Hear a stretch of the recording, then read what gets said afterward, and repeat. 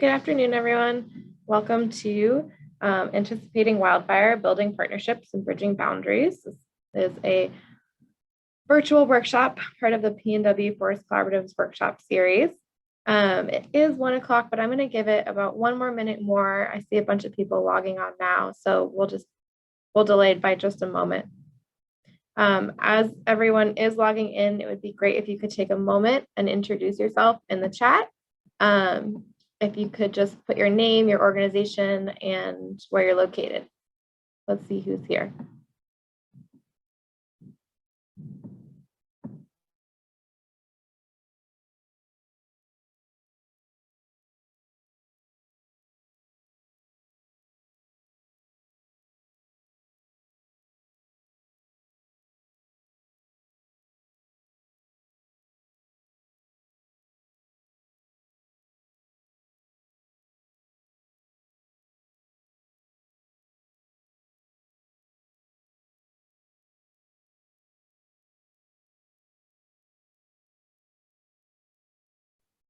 Awesome, it's so great to see everyone.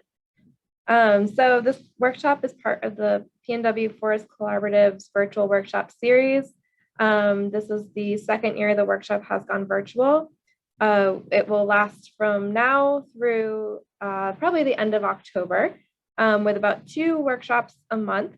Hopefully we'll be able to meet again in person because we do miss seeing everyone, but we do thank you for joining in today. This workshop will be recorded, so if you have to jump off early, or for those who are unable to make it today, we will send out the recording as well as the survey probably by tomorrow morning or afternoon, so look out for that. Before we dive in, we'd like to thank our sponsors for this workshop, in particular our silver level sponsors, Hampton Lumber, Timberline Lodge, the Forest Service, and the Northwest Fire Science Consortium. So I'm going to stop. Not advancing, hold on. There we go. Before we begin, we're going to go over just a few ground rules. This is mostly just to eliminate distractions and make sure the workshop moves along smoothly.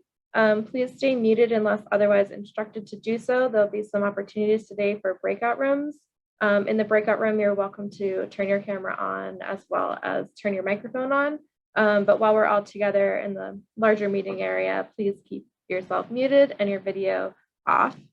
Right after I turn this over to our presenters today, I'm going to restrict the chat to the host. All your questions and comments will come directly to me, but I will make sure that Chris and Carrie get your questions, your comments, and whatnot. This just helps us filter through the questions and make sure that there are no distractions and whatnot. So you will be chatting with me throughout this event, and just know that if your questions are unanswered, we're happy to follow up with you afterwards, but we'll try and make sure that as many of your questions are answered as possible. At the very end of today's session, there will be time for networking. I know that that's something that everyone misses at these workshops. Think of this as sort of bumping into people in the hallways at the very end. It's not required, it's completely optional, but it will give you some time to talk to one another, since we do have so many rules about communication throughout the webinar. With that, I'm going to stop sharing my screen here and pass the mic to Carrie Matlin and Chris Dunn, who are leading the workshop today. Great. Well, thank you to everybody for showing up, and a special thank you, since I think this is the 3rd time maybe this particular talk or workshop has been on the books. Turns out there've been a few bumps in the road. Sally's been extremely patient with me and Chris. So really exciting to have everybody here. As we all know, this collaborative work we do, it has a lot of facets, but I think one of the overriding themes is that fire really influences how we think about the forest, how we think about the landscape, how we think about our relationships with our partners, and of course, how we design our treatments. This particular workshop has been very carefully designed to basically get us to share some learning and develop lessons learned, and to minimize the amount of talking that we do at you. In addition, we're taking a somewhat novel approach and trying to see if we can sort of detect any way that the participants have changed in their thinking or understanding as these things go ahead. So there are going to be two polls, and these polls are identical. So I apologize for the redundancy, but please fill them out. Hopefully they generate some helpful information to help us do this stuff more effectively. We're going to start with a pre-session poll, and then we're going to have a nice presentation by Chris to just give us a sort of a grounding in what is proactive fire planning, what has been done, a little bit of information about pods, and how this is rolled out, and just a couple of geographies, hopefully more than anything, like I said, to kickstart the conversation. Then we're going to have a couple of wordles. For those of you that don't understand what those are, it's an algorithm. We all type in our answers, and then it says, what are the most important words? And those will sort of get really big. And then those will be used to sort of kickstart our conversations in small groups. And then there will be a final poll. And I'll share the results from that final poll. It'll be really coarse, but if you're interested, stick around and we'll see how that goes. So it is my pleasure to, first of all, say, let's have the poll, Sally. And then secondly, thanks to Chris Dunn for giving us the discussion of the overview of the principles behind pre-fire planning.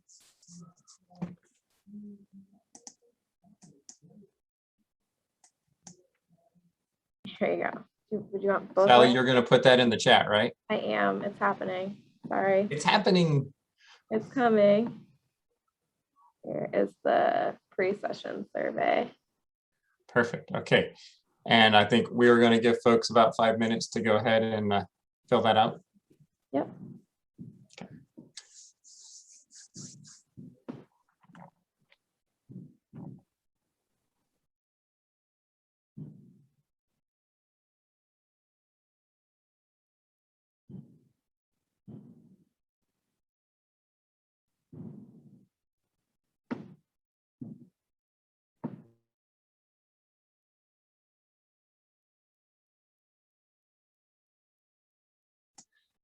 As you go, I think it's worth noting the far left column, the 0, means I don't really know or not applicable. So if you're just trying to really downweight something, make sure you hit the 1, not the 0.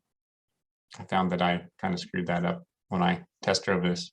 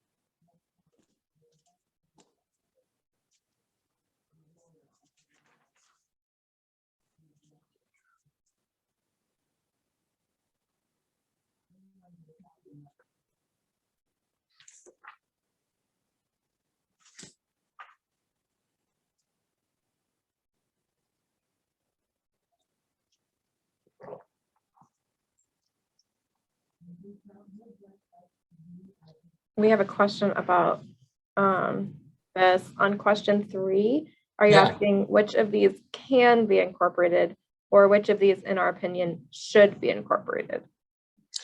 I would say on question 3, it's the relative importance of these values that could be incorporated. So if you don't think it should, I would give it a 1.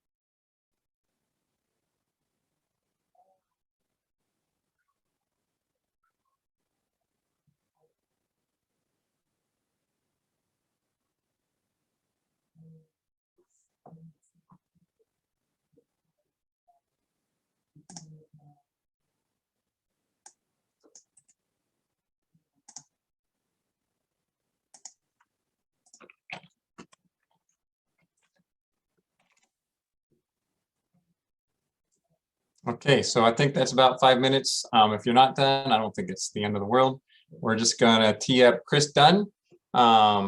He's working at Oregon State University and has a lot of great experience with this stuff. And I gotta say, first of all, for those of you that don't know, Chris can make a mean breakfast burrito. And second, that he's a great colleague and a real joy to work with. And I'm looking forward to what he's got to say. Thanks, Chris. Thanks, Carrie. Those burritos are from 20 years ago at this point, huh? Glad to know you that long. Hopefully everybody can see my title slide at this point. Anybody give me a thumbs up? Hopefully not now. Yes, we can. Okay. So, we're here talking about, building partnerships and bridging boundaries. And often when we think about this PODS process, that is a lot of its intent is not solely about documenting actual boundaries. That is a component of it, but also bringing these or using these as a conversation starter and a forum to get people thinking about wildfire risk and fire management opportunities in a more cohesive fashion, so that we can start to build strategies around that wildland fire management reality. We're actually seeing the presenter view. I gave you a bone steer. Oh. And you're seeing, is that better? Much better. Flame on. Great. All right. And so, as I said, often this is physical cross boundary. We've all recognized that fire spread across jurisdictions or ownership boundaries. And as we start to think about control opportunities and how we would respond to a wildfire, and therefore also how we might allocate some of our mitigation actions, we need to think in an all lands perspective. And so creating these forums and beginning to document those best opportunities start to highlight, on which ownership or land or jurisdiction those greatest opportunities reside. Sometimes that's on public lands, sometimes on private lands, and often it's a mix of the two, particularly as we get close to those wildland-urban interface boundaries. And so we do see, this really starting to align across these physical boundaries and outlaying a strategy for moving forward within that context. And similarly, it's those social cross boundaries. We convene, in many cases, very large collaborative groups together for the Rogue Basin effort that Carrie and TNC and others led. We had, I think, 90 plus folks at the table actually physically drawing and working through this process and discussing these opportunities. And other landscapes, it's been smaller numbers, and it really just varies, and it varies depending on either the local collaboratives or the local entities' decisions on who they want to incorporate at various times working through this process. But the idea really is to start to share knowledge amongst all of us, the community members, the city and structure firefighters, rural fire departments, and in our public lands management agencies at state level and the federal level. And it really starts to align and bridge some of those social divides within those organizations or otherwise. And we've seen pretty good advancement in that front. And we've done this across a lot of the West at this point. You know, I think in earnest, we've been at this for 4 to 5 years now, and have been building out all across the Western United States, covering 43 national forests. There's a limitation here. You know, when we look at the Rogue Siskiyou here in Southwest Oregon, we've actually, in consultation with the TNC and others, have really looked at all lands. And so the Rogue Basin actually has a set of pods that's currently being refined and going through. And so it's even much broader coverage in that Southwestern Oregon portion. But most of the national forests across Region 6, at least on the east side, have been able to go through this, in much of California, where the concept really initiated. But you can see it's broadly been accepted and continues to be advanced all across the Western United States. And then in some cases moving into the lake states and the Southeast and the Northeast, but those are coming a little bit later. And we also work with, actual incidents as they're unfolding.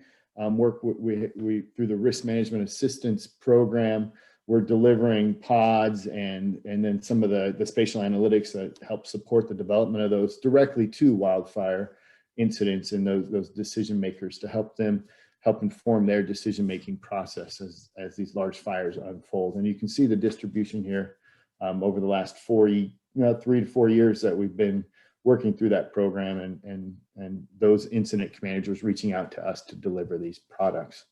And so we're trying to really round out the fire response from planning to actual response process, that whole program, that whole system, and get it realigned to really rise to the scale of the problem we have today.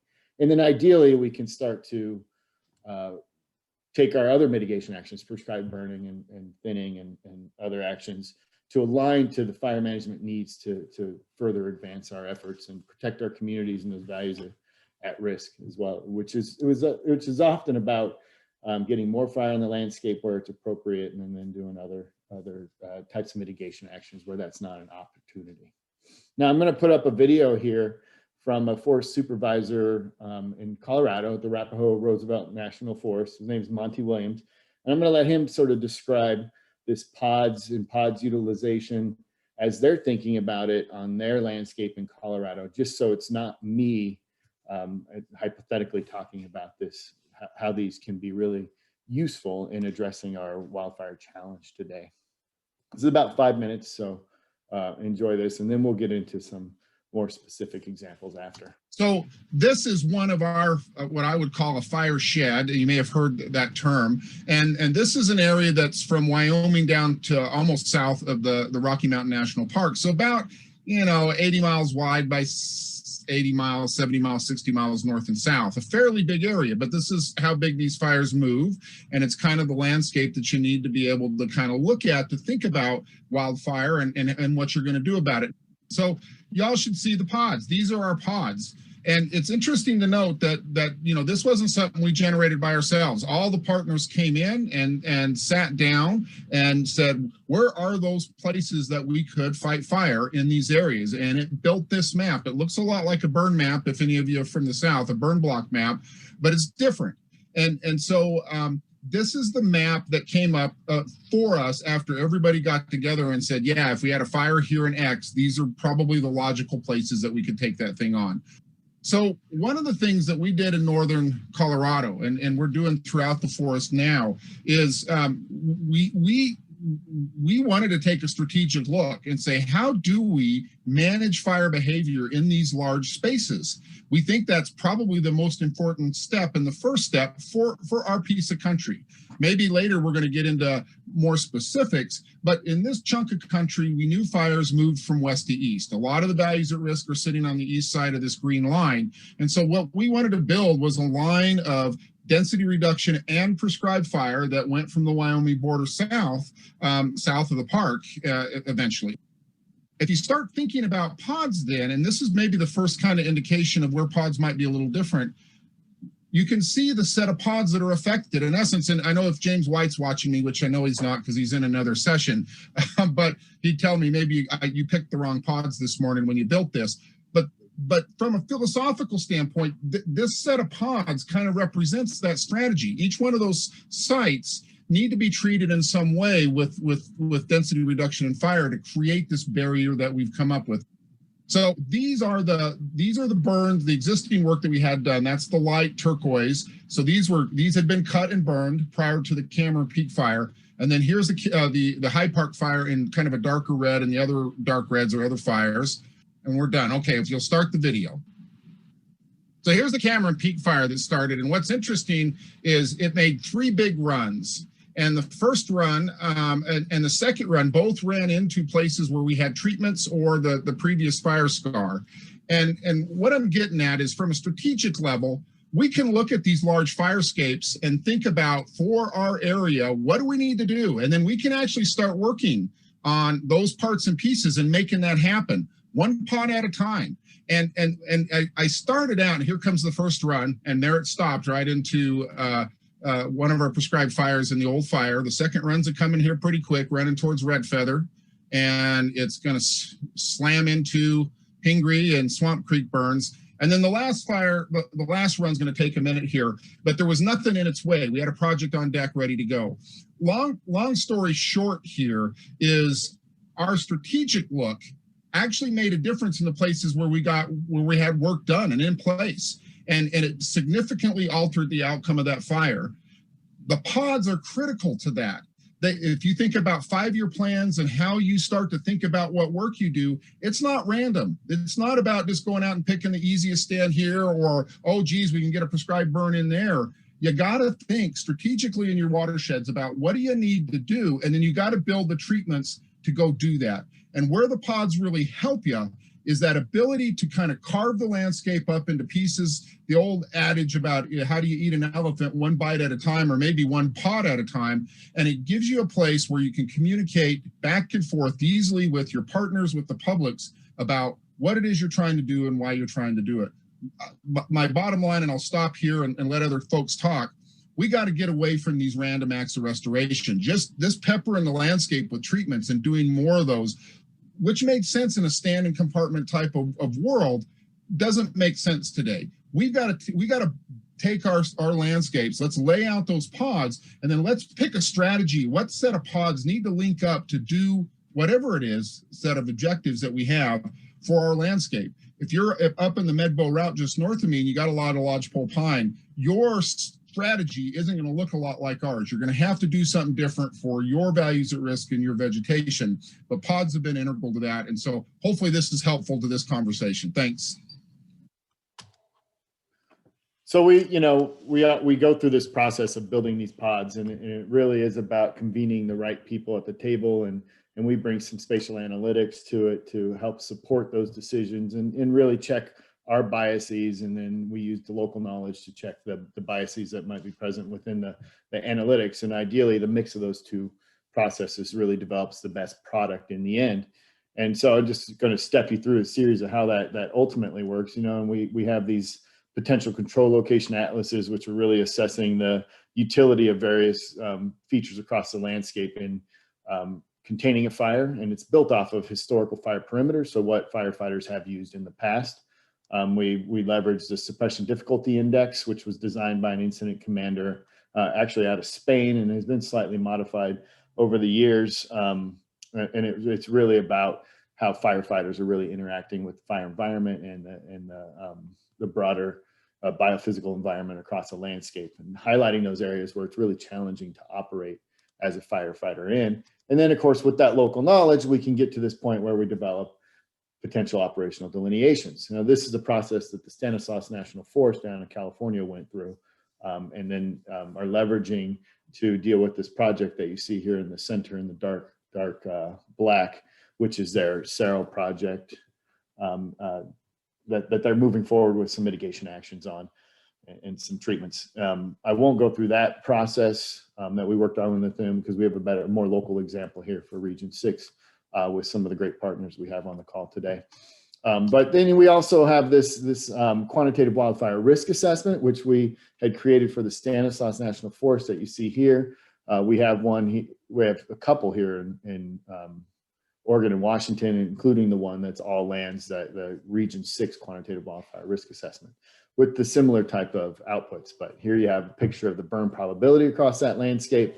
This dark green area down at the bottom was the result of the rim fire back in 2013, had really suppressed the regrowth and therefore the fire behavior in that landscape. Here's a depiction of the values at risk, the red colors being high values at risk to wildfire, and the cooler colors being probably positive outcomes from wildfire, either through the lack of values present or the beneficial effects of wildfire on the forest conditions in those. And then we can really integrate these two to get an expected net value change, which is, you know, how do we look at this landscape and actually expect either the positive or negative outcomes from wildfire, with the red being more the negative and the blue being the more positive. And all of these are informative and useful in prioritization that we'll talk about here in a minute. But ultimately, the first sort of layer going into this PODS process is really getting that strategic response zone and being able to identify how we want to respond to wildfire. And we do that by summing risk within the pod boundaries, as well as the potential for fire to spread from those pods and impact other values at risk across landscapes. And that's what this really captures. And so you can see that in many cases, internally, there may be low values at risk impacted by wildfire, but it has that potential to spread and actually impact communities or otherwise. And so we can account for that and address that when we develop what we call the strategic response zones, which really are delineating, in this case, into 3 classes where we're looking at, you know, you need full protection because the values at risk that are exposed to wildfire within those areas in red, as you see at the Stanislaus National Forest.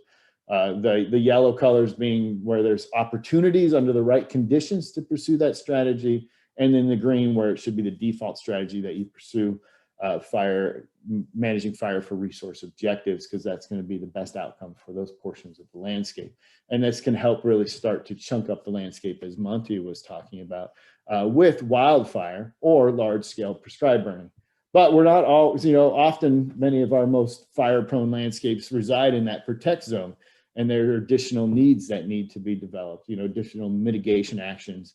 And there's a way to leverage this information then to start to prioritize how you allocate non-wildfire, as I say, non-wildfire mitigation actions to those portions of the landscape. And we did something like this within the greater Ashland area, you know, even beyond the Ashland Forest All Lands Restoration Initiative, which you see depicted here in white, that Carrie and Darren on this call and others have been really instrumental in fostering over the last 10 plus years and have really been successful at implementing a bunch of treatments within that. The distribution you see here is really that potential for fire, even those rare events, to spread into the watershed, which was their primary focus of protection. But over a series of workshops and refinements of existing pod networks, we really did refine it and downscale many of those larger pods adjacent to the community into smaller pods, which is more appropriate for looking for additional control opportunities next to communities. And then they kind of scale out as you move from there. And ultimately, when we went through that process of looking at strategic response zones, we see that the majority of this landscape really does reside in that protect zone, which is not surprising given the distribution of communities that are present through it. But there are some opportunities, as limited as they may be in this more localized landscape, to use fire. It doesn't mean you can't use prescribed fire or other treatments. This is just saying that there's a lot of risk in leveraging wildfire itself in this landscape. And so that's when we were starting to really look for those alternative mitigation actions. These were the 4 dominant objectives that the small collaborative group had laid out as being prioritization metrics when we look at either strategic containment along those pod boundaries or otherwise. In this case, we're going to look at those strategic containment at pod boundaries to facilitate the use of more wildfire. So they wanted to protect communities, protect the watershed, protect additional values at risk across much of the forested landscape, and then enhance the likelihood of containment success. So really enhance our ability of our firefighters to suppress fire and meet the fire management needs that the community really relies upon year after year. And so we started with protecting of the houses. In this case, looking at a risk transmission. So if you know, this is really an assessment of the potential of a fire starting within the certain portions of this landscape and impacting homes, right? And so as you're closer to communities, there's more likelihood that you'll impact more houses. And you can see how it grades out based on the simulation model that underlies the quantitative wildfire risk assessment. Because we have pods, we were able to then summarize the total, or I guess the average number of exposed homes within each of these pods, and then attribute those pod boundaries with that value to highlight the pod boundaries that if you were able to enhance and leverage, you would be protecting more houses in that case, should that become more successful for our fire managers. And that really, drives that prioritization towards the protection of the community. And you can see in the darker red where that is versus the lighter colors. We did a similar analysis for the watershed that you see here. So that was another important objective, was to protect that watershed. And so now you can see the pod boundaries that are highlighted in this prioritization framework for action to protect that municipal watershed, and how it scales out from the watershed itself that's present here in red on the left image. And that this is just another factor that can be integrated into our prioritization. Because we have the quantitative wildfire risk assessment, we can look at a broader suite of values to be protected. Here we've summarized that expected net value change that I discussed earlier, and then attributed again those pod boundaries with those values, and then created this scale that you see here on the right now. And what this is saying, that is, if you have treatments along these pod boundaries and you're enhancing the success of firefighter for keeping a fire in there or out, depending on which direction the fire is moving, you're protecting these values at risk. And there's more values down here in particular where the communities reside, and then it scales out from there based on the suite of 26 values that were integrated into that risk assessment. And then we turn to, enhancing that protection success. And here we were able to use potential control location and the next image, suppression difficulty index, as two measures of how strong a current pod boundary is as a control feature in its current existing condition, and begin to highlight in the warmer colors those areas that are currently not in a place where they're going to be highly successful and without additional treatments. And so then we can prioritize based off of that. And so these areas with low value potential control locations can be enhanced to become greater value control locations. And similarly with the suppression difficulty index, those with high suppression difficulty index, that is high difficulty, or which may be a result of increased fire behavior or reduced access, we can prioritize those to further enhance firefighters' ability to meet the need in fire management, whether it's suppression or leveraging fire for more resource objectives, or even large-scale prescribed burning.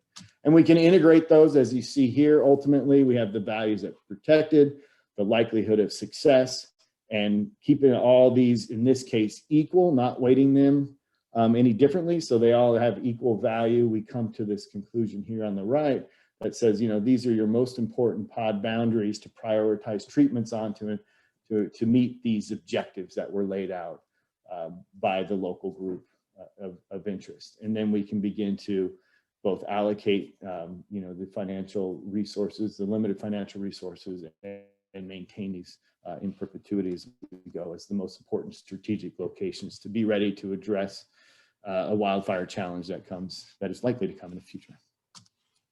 And with that, I'm going to go ahead and turn it back over to the group setting. And this is where we're going to try to, I guess I could take on a few technical questions at this point. We have a lot of time for discussion, and we're going to want to move into our Wordle document as well. And so if there's any technical questions, I'm happy to answer those now before we go into just our general group discussions, at which point when we reconvene, you can also ask additional questions. I don't see any questions in the chat immediately, but we'll give it a moment for people to type them in. I can send out the Menti link now though, so people can get going on that. Please do. And so there'll be two questions that you'll be prompted with that you can work your way through. And it's just typing in individual words so that we can see this come up in those word clouds. that we can use in our breakout sessions for our conversation, in addition to the poll that we've already done.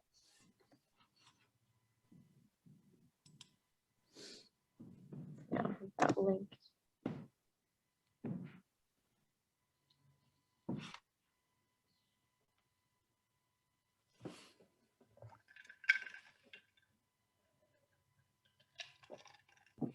Great, well, I sent the link and I'm not seeing questions. Do you want to jump into the breakout rooms now then?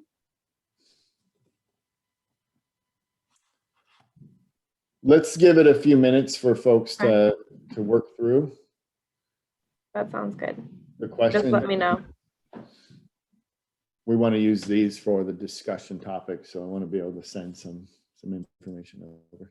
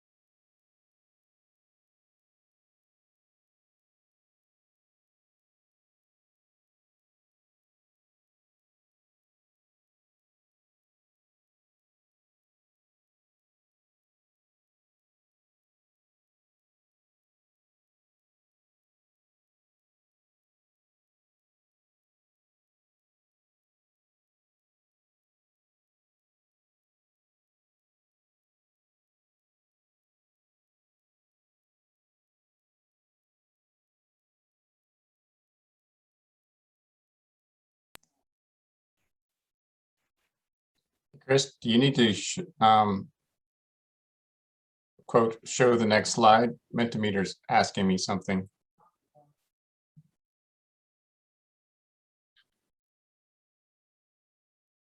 I think that worked.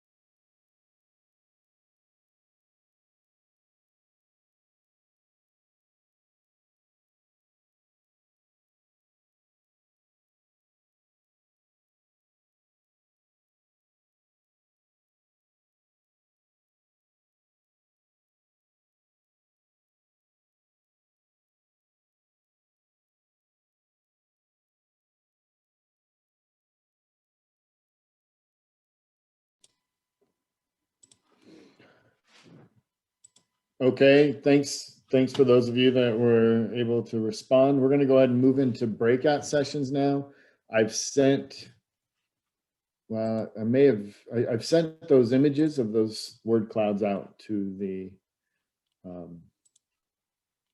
facilitators of each of the breakout rooms, so we can bring those up independently as a group and All right. use those to discuss. Okay, here you guys. There you go.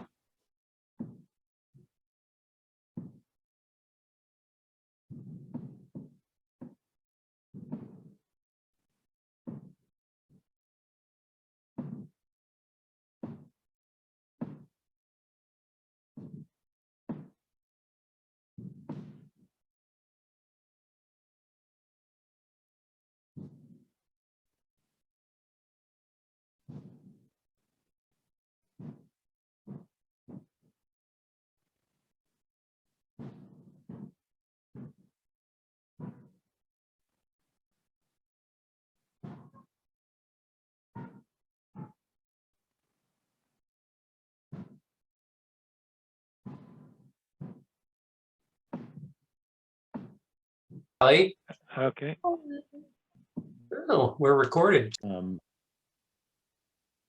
each group had in their little breakout sessions, and then who knows, let the conversation develop and go further, and then we'll take a poll and look at some of the results from that other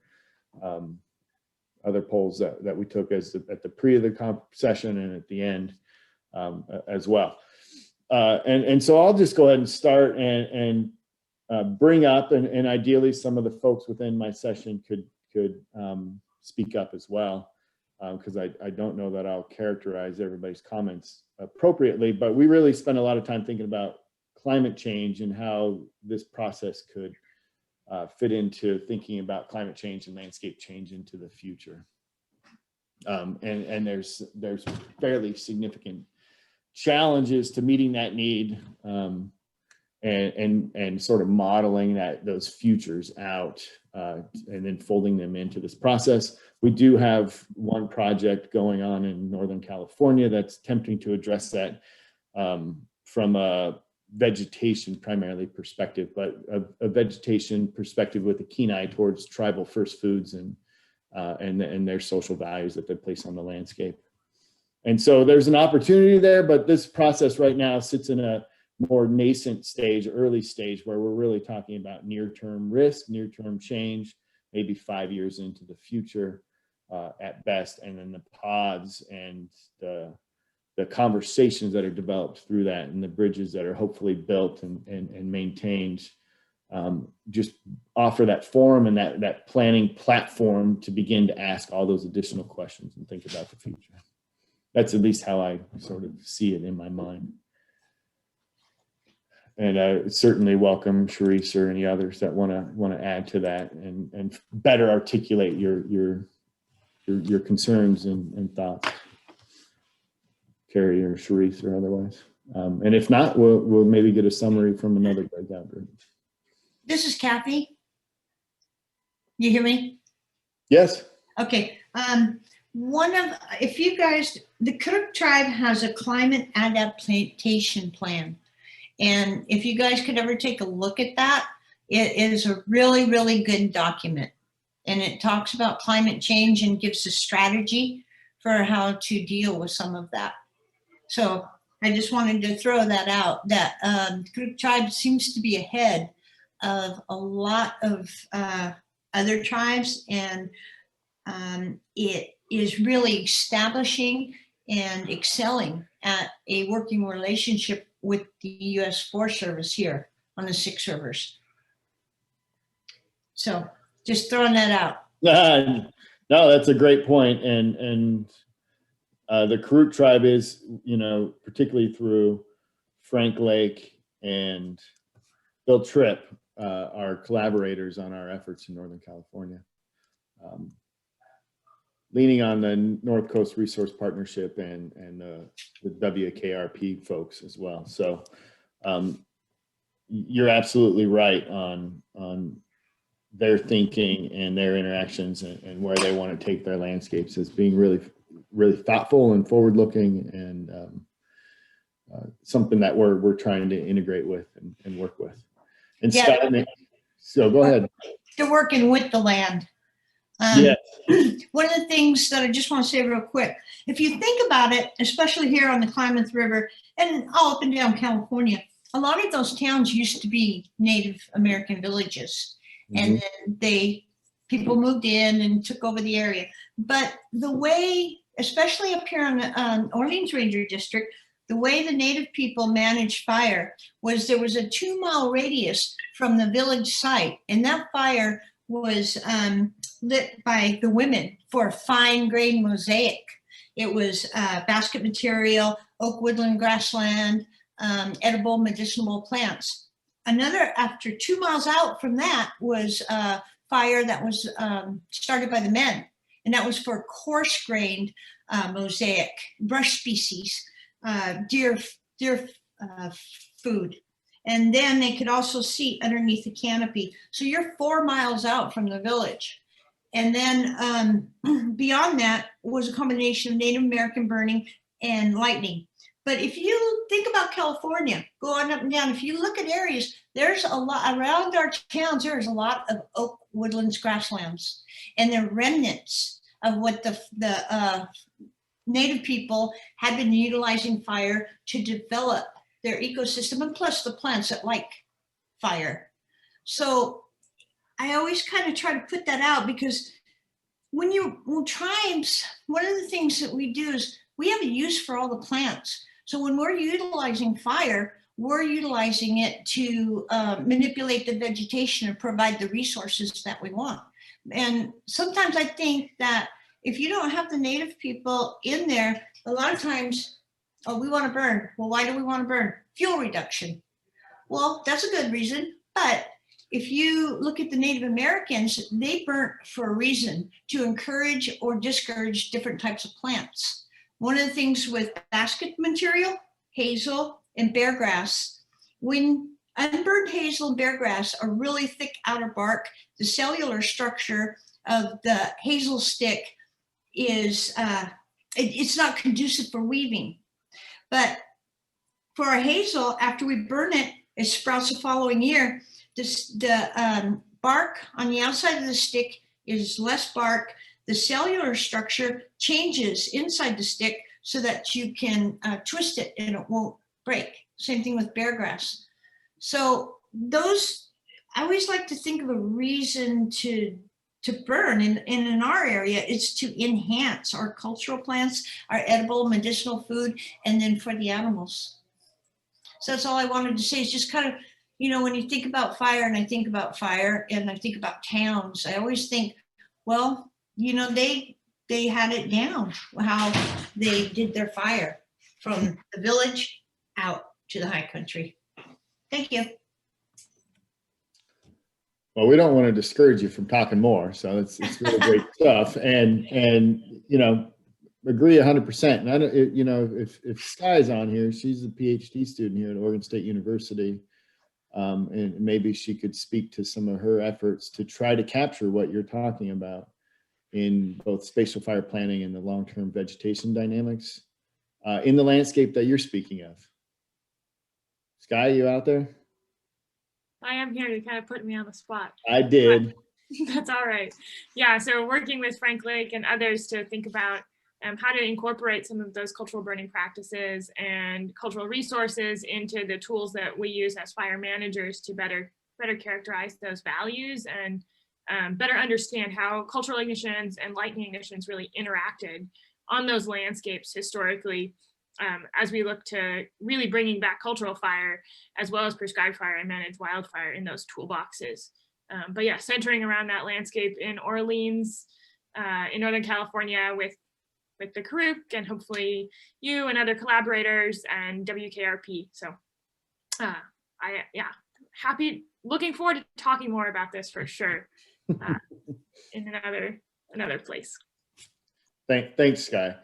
Yeah, and we really hope that we can get those values integrated into the modeling that we Western scientists tend to focus on doing. And if we can bridge that gap and really start to bring that in, and those reasons that you're speaking of, then we'll have a better outcome, because there was very intentional and very beneficial to manage the landscape in the fashion that the indigenous populations did. And it's something that I think could create a more, resilient future as climate continues to impact us. So those are all really great points. Thank you.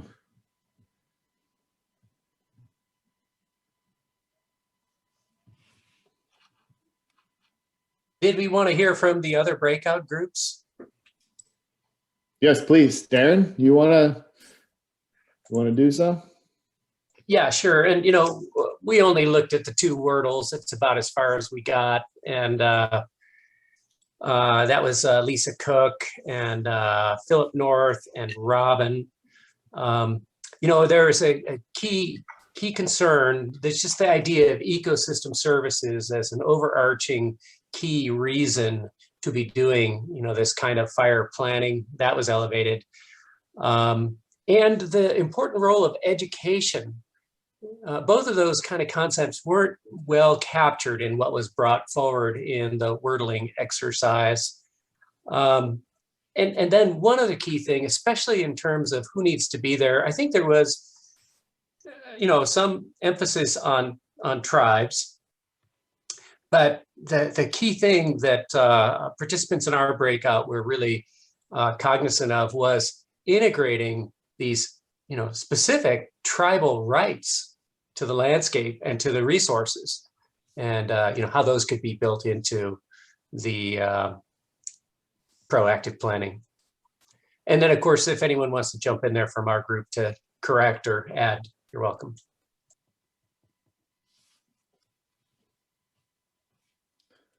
I think those are really, really great points.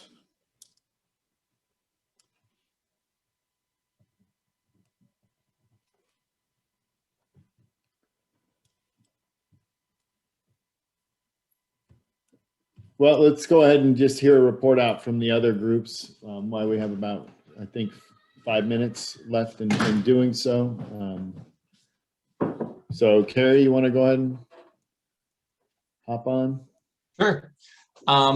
Yeah, so we had a nice group. It was Jenna Knobloch, Jordan Zettel, Enrique Sanchez, Dr. Carrie Kemp, and myself. And the Wordles worked great, I think, for just getting the conversation going. We were sort of looking for themes. It seemed like when it comes to what were people really thinking about when it comes to proactive fire planning, it was, protecting communities, improving collaboration, and then, some characteristic of getting beneficial fire or more natural fire on the ground. And the observation was made that these were very human-centered sort of values. And so I think that's interesting, especially in light of the, ecosystem services also as sort of like a human-centered perspective. And you don't see a lot of things like, getting some characteristic fire on the landscape that's going to protect and promote northern spotted owl habitat, for example. So maybe there's a little bit of a growth there that we could all sort of take on. Mm-hmm. And then in the who to involve Wordle, you probably noticed there were a few very strong central tendencies. But the observation was made that it really wasn't like an ID team, like for a team developing a project. You might think about having representatives from different resources. And instead, there was clearly an emphasis on fire personnel. And I think there's this vision that we've been building that actually we would do a better job of integrating across more disciplines. And one of the things that came up, and this was Enrique did a nice job of articulating how if you really want buy-in and you really want support for something, you actually start by mapping values and you go to different groups and you talk about the values and you get those mapped, and then you can work on your project from that perspective. And so maybe if we took more of that approach, the people we had at the table might look pretty differently. And as with Darren, I will say, please, anybody from my group, please speak up. Hopefully I represented that okay. And thank you for the great conversation.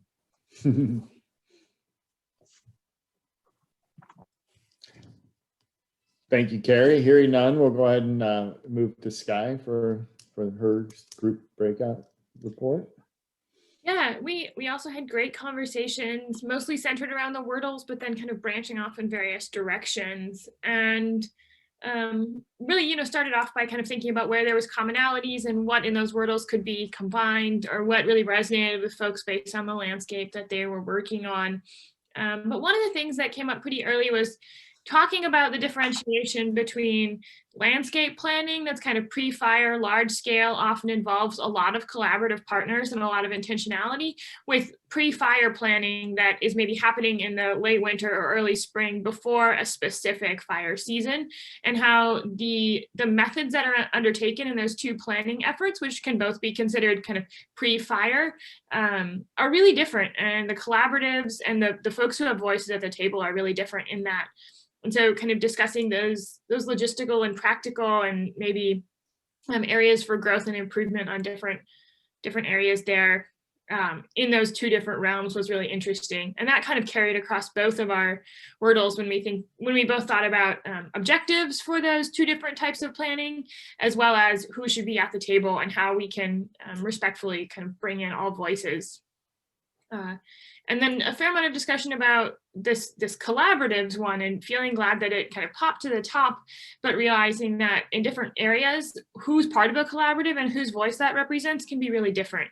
And sometimes it really includes strong tribal voices, sometimes it doesn't. Sometimes it includes industry voices, sometimes it doesn't.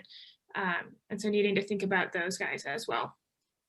And then we kind of finished with a strong discussion about how we can start to kind of reduce those hard boundary lines between federal land or state land and neighboring communities, and really thinking about like neighboring homeowners and building those relationships between fire managers and folks who are doing potentially really good work on private land to kind of firewise properties, especially so that when there are fire managers in those neighborhoods, maybe it's not the first time that they've been in those neighborhoods and the first time they've spoken with those landowners. So, but I don't know, other folks want to jump in and things I mischaracterized or left out? So it was a lot of really good discussion. That is great. It's really interesting how these groups really went down different paths, and we still have one more to hear from. So hearing no more comments from Skye's group, well, last but certainly not least, hear from Anna Barros and her group.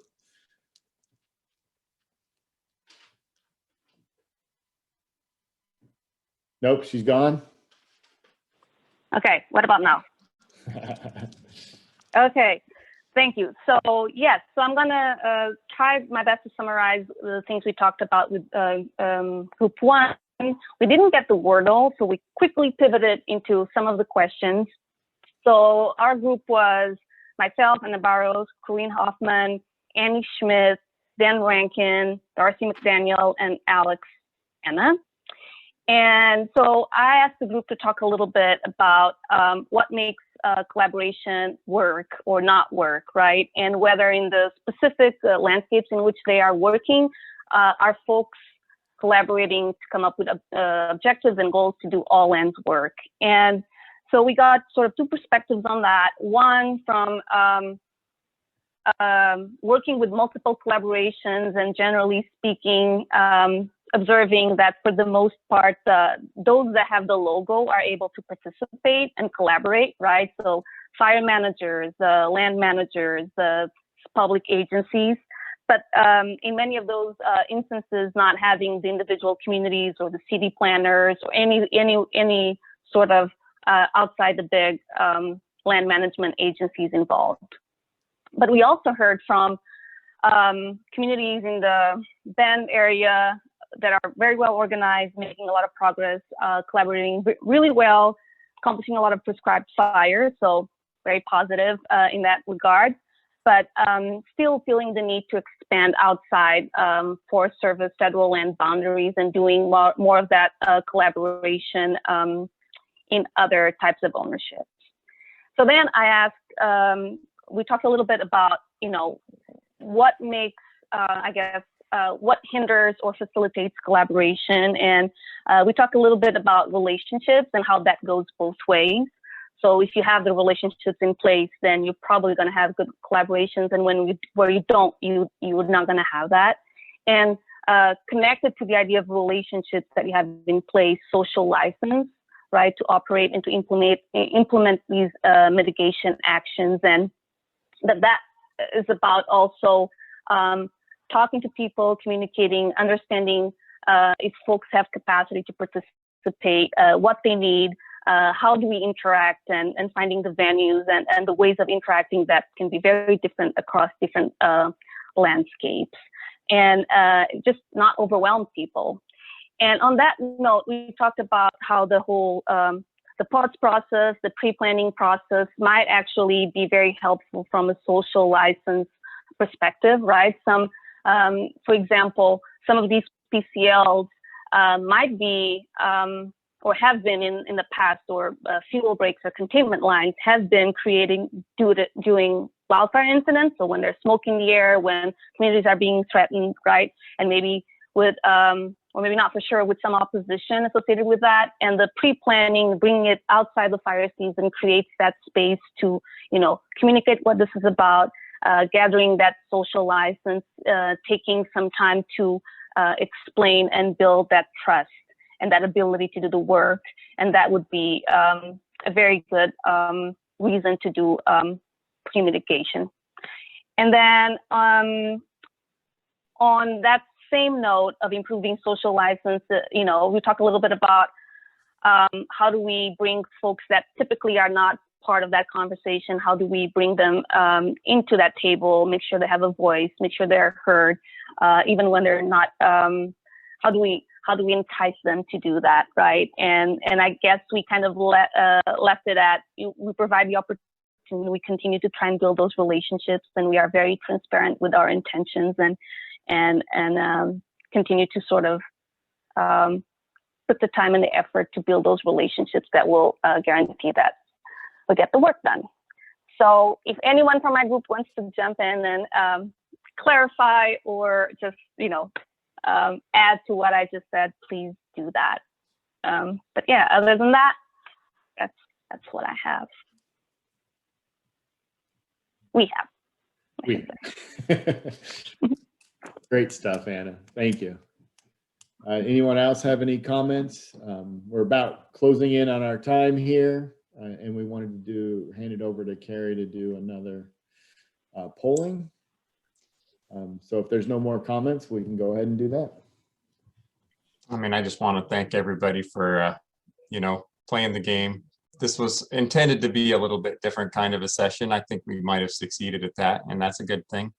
And doesn't look like we'll really have time to share back out poll results, but Jenna, if you'd put that link into the chat, and it'd be great if we could, there it is in the chat, if we could get those results from folks and